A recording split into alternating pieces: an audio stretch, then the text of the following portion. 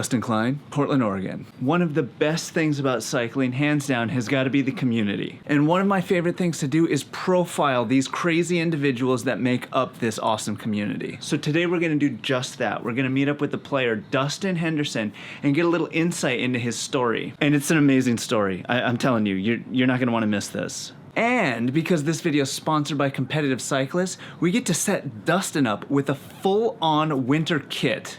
We're setting him up with a Sportful thermal jersey and bibs and these crazy physique winter cycling shoes. These are awesome. What a perfect combo. Stoke out Dustin, stoke out you, stoke out competitive. Everybody, this is amazing. Win, win, win. I'm personally very excited about this one. I can't wait to show you. So without any further ado, let's get into it. Oh man, oh man, oh man, oh man, oh man. Player. Yeah. It's like Christmas. Oh, dang. Look at that. Winter gear? Yes. This is the lifesaver right here, though. No more wet feet. Are they waterproof? Totally, dude. Oh, dude. Yeah, and I can put toe spikes in there. Oh, cool. I'm a toe spike all year round guy. Really? All year round, yeah. Why not? First memory cycling was my first bike. It was a Montgomery Ward's American Eagle. Gold rims, red frame, gold pads. It was awful, but it was so awesome. And I just shredded it everywhere. And eventually I upgraded to a GT Interceptor, and that was my first like real BMX bike. And that really opened the door to like BMX. I was totally hooked. That's all I did every day. It was just ride my bike. That's my memories. I mean, it was just BMX all the time. Then I started racing BMX, 11 years old, or something like that. And I raced until I actually broke my hand when I was like 18 years old. And I wasn't able to ride my bike for like 6 months. And unfortunately, like having a car, and I just kind of lost interest. And that was kind of the end of it for me. I actually grew up with my grandparents from the time I was about a year old. So when I was 20, my grandfather passed away from lung cancer, and it really sent me off the deep end. I mean, to be totally honest, I quit just caring about really anything. Rules, what was right, what was wrong, what I was supposed to do, what I was doing, and I got pretty mixed up in drugs and alcohol.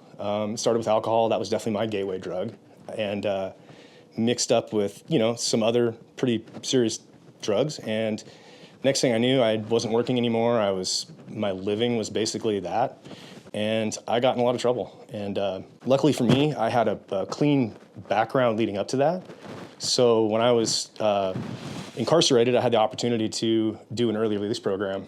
And it was like a boot camp. It was boot camp.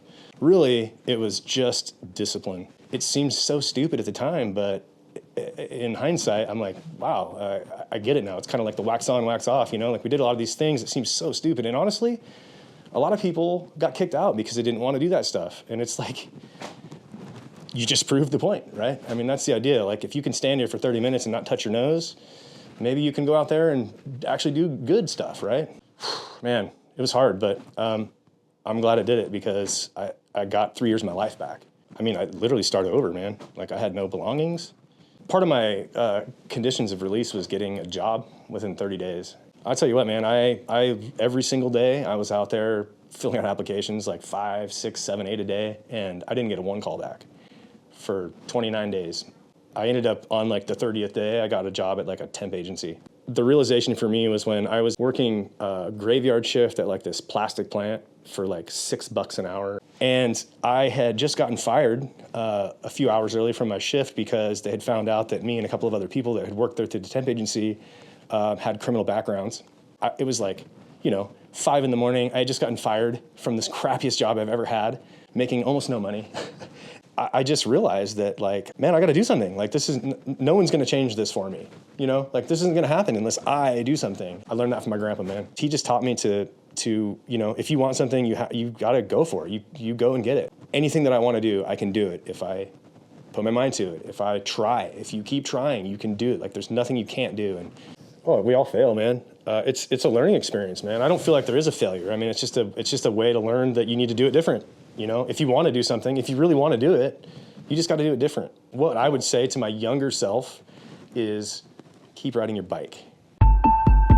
I ended up coming back to cycling when my first son was born. Me and my wife bought some bikes. I bought like a Huffy beach cruiser, and she bought like this Schwinn, I don't know, city bike or whatever, and a trailer, towing the kid all over the park. And I realized that I was like, man, this is like kind of starting that fire again. And next thing I knew, I was on the phone with my buddy Brian, who'd been riding track bikes in Portland. And I was like, what do I need to get? And so he kind of hooked me up with some Craigslist options, and I ended up buying a Mercier Kilo TT. And man, I shredded that thing around for a couple years. It was a lot of fun. I feel like every time I rode that thing, it was like pure excitement all the time. That led into cyclocross. My friend Ryan was like, hey dude, there's this race I'm racing, come check it out. I was just blown away. People are drinking beer everywhere. They're like running around in costumes. There's like bells ringing. People are yelling at each other. It was nuts.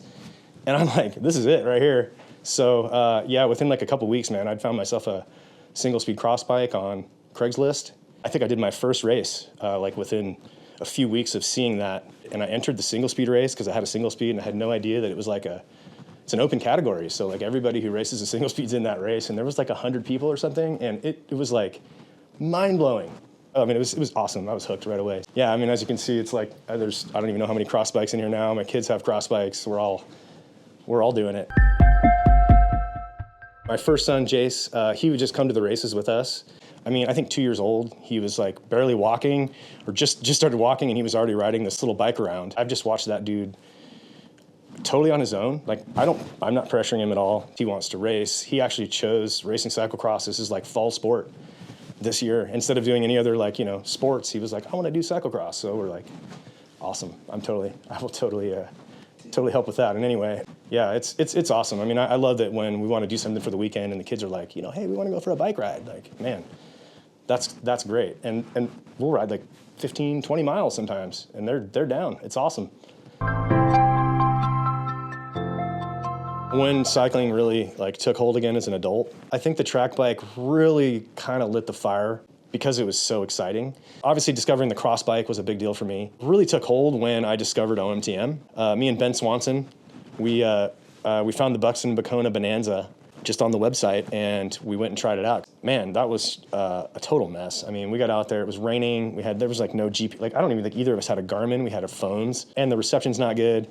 So we had some like handwritten notes. But the problem is like none of those roads are marked. The other thing we discovered is that if you take a wrong turn and everything is based off mileage, it's over. Because once you get back, your mileage is off. You're trying to do the math, it's raining. We're like running out of time anyways. We don't know where we are. It's kind of scary out there. That really got it started. And we actually, we went back like probably a week later and actually did the actual route. And it was the hardest thing I'd ever done in my life. It was like 60 miles and 6,000 feet, and we barely finished it. It was like, I think it took us like 8 hours. Cyclocross is kind of that feeling from BMX racing. You know what? It's really awesome to be able to be competitive at 43 years old in something. It's something that I need just for my mental health, physical health. I just need that competition. I'm not the competitive person that's like, I've got to win the race. Like whether you're at the back or the front or the middle, like you're still racing with people, and that's fun. I'm doing it next to this other guy, and like we're both trying as hard as we can right now. That's why we're next to each other, right? And it's just like, you know, we might just race to the end of that corner up there. That's the little competition that happens, and it's just fun. Oh yeah, 200-mile bike rides. I used to have a problem going past about 60 miles. Like I would cramp up. 2020, I got laid off from work, and the next day I started riding my bike. I always dreamed of being able to ride like 100 miles and feel comfortable. I started working on that, and then pretty soon Ryan Francesconi, he was like, hey man, we're doing the same rides, let's just do it together. Pretty soon we're doing like 150 miles, and then the next week it's 180 miles, and then it all worked up to the solstice.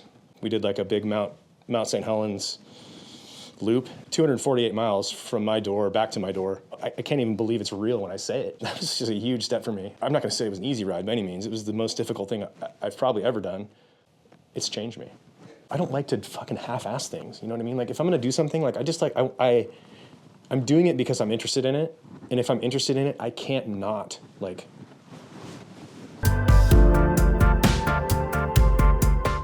What would I say to somebody who's experiencing hardship? Whether it's drugs, cycling related, whatever. I think that no matter what, you just have to keep trying. I mean, that's what it comes down to. Like, nobody's gonna do it for you. If I had expected anybody to pull me out of the hole that I was in at whatever point, I would still be in that hole. Nobody's gonna try harder than you to help you. I think that's the main thing. Like, don't quit, man. Like, you have to keep trying. I mean, really, if you take each failure as a lesson, then it's not a failure, right?